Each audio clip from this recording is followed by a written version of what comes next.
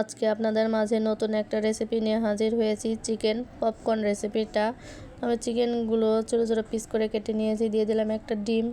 তো এখানে আদা, রসুন, মরিচ, জিরা গুঁড়া, লবণ, গরম মশলা গুঁড়া সব উপকরণ আমি এখানে দিয়ে দিচ্ছি।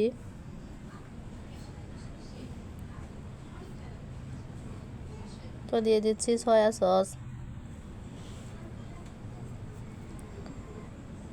দিয়ে দেব লেবুর রস।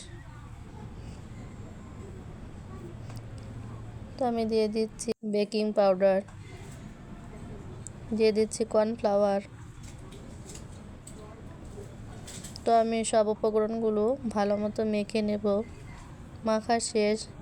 এখন আমি একটি কড়াইতে তেল গরম করতে দিয়েছি, মোটামুটি গরম হয়ে গেছে। তো আমি পপকর্নগুলো দিয়ে দিচ্ছি।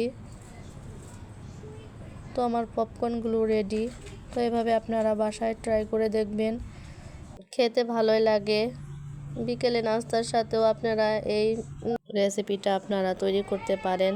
সবাইকে অসংখ্য ধন্যবাদ আমার রান্নাটা দেখার জন্য। তো আমার রান্নাটা যদি আপনাদের ভালো লেগে থাকে তো আমার চ্যানেলটিকে আপনারা সাবস্ক্রাইব করে দিবেন, লাইক করবেন। ধন্যবাদ।